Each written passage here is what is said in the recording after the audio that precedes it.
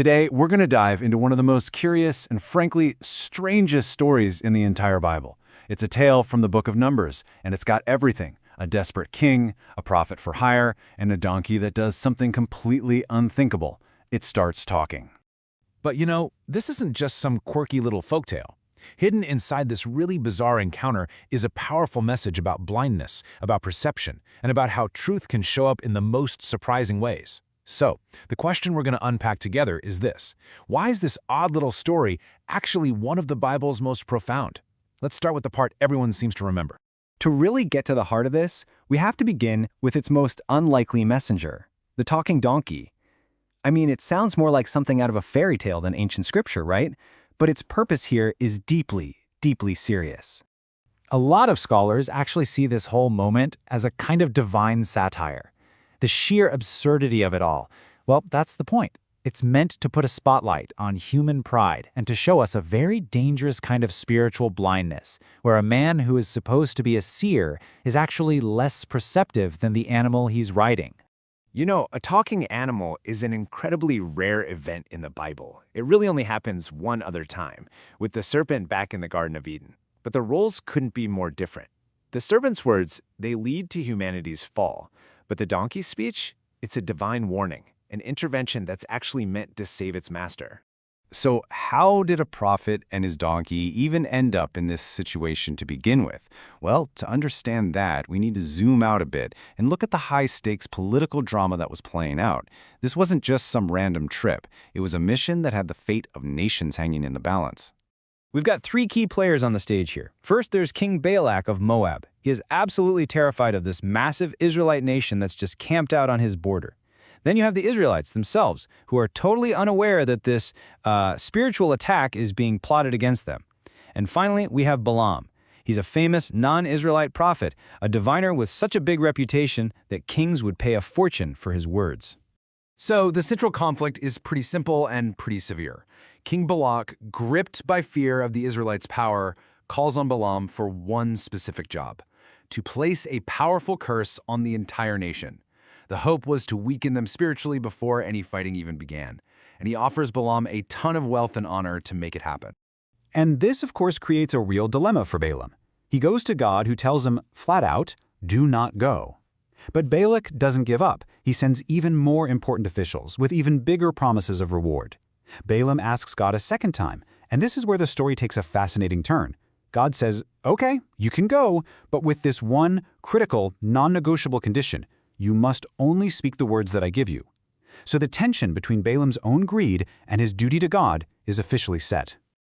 So Balaam saddles up his donkey and starts the journey to Moab. But this journey becomes a masterclass in irony. It's a story of a celebrated seer who is just completely blind to the reality that is literally right in front of his face. As they're traveling, an angel of the Lord, invisible to Balaam, is standing in the path holding a drawn sword. The donkey sees the angel and tries to protect her master. First, in an open field, she just veers off the road. Balaam strikes her. Then they get to a narrow path between two walls, and she presses up against one to avoid the angel, crushing Balaam's foot in the process. He strikes her again. And finally, they come to a tight spot with nowhere to go, so the donkey just lies down. Balaam, absolutely furious, strikes her for a third time. And then, the miracle happens. God opens the donkey's mouth, and she speaks. Not some complex prophecy, just a simple, logical question. But maybe the most shocking part isn't that the donkey talks, it's that Balaam isn't shocked at all. He's so consumed by his own anger that he just argues right back with her, which really shows you how spiritually disconnected he's become.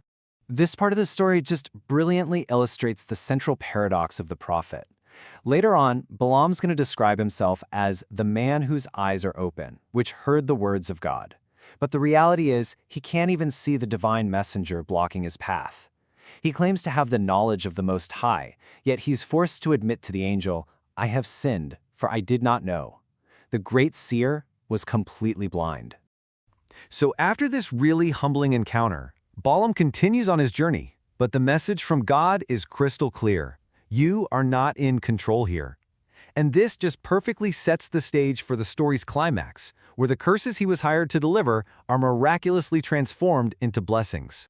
Balaam finally arrives and meets with King Balak. The stage is set, the sacrifices are made, and the moment comes for him to deliver the curse. But Balaam, despite his own greed and the king's demands, finds himself supernaturally forced to do the exact opposite. God's will just completely overpowers him. Instead of a curse, Balaam pronounces this powerful blessing over Israel. He declares that God is with them, that God's promises can't change. And as you can imagine, King Balak is just furious. This is the very thing he paid a fortune to prevent. And the really crucial point here is this pattern of 3. Remember how the donkey was struck 3 times on the road? Well, now King Balak tries to get his curse 3 separate times. He takes Balaam to 3 different mountaintops, hoping that maybe a new perspective will change the outcome.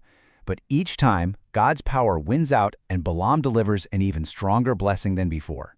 So as you can see, this story is about so much more than just a talking animal or a frustrated king. The reason it's endured is because of the many layers of meaning it holds. So, what are the lasting lessons? What does the donkey ultimately teach us? While the story has been interpreted in so many ways over the centuries, for some, it's a satire that mocks human pride and this foolish idea that we can somehow manipulate God for our own gain. For others, it's a profound lesson in humility, showing that God can speak through the lowliest and most unexpected sources. The donkey has been seen as a symbol of our own conscience, that little inner voice trying to warn us away from a dangerous path. Some modern readings even see it as God just flipping the script on our ideas of power, wisdom, and status. But I think at its very core, it's a powerful story about spiritual blindness, about how greed and self-interest can make us unable to see the divine reality that is all around us. Ultimately, this strange journey on a dusty road serves as a timeless reminder of 2 really important things. First, that God's sovereign plans cannot be derailed by our human schemes. And second, that we have to be humble enough to listen for God's voice, because it can, and often does, come from the places we least expect. And that leaves us with a final reflective question. The story really pushes us to look inward and just ask ourselves, who or maybe what is the donkey in our own lives? What inconvenient truth, what unexpected messenger, what quiet voice of conscience are we ignoring or even punishing simply because it's getting in the way of where we think we want to go?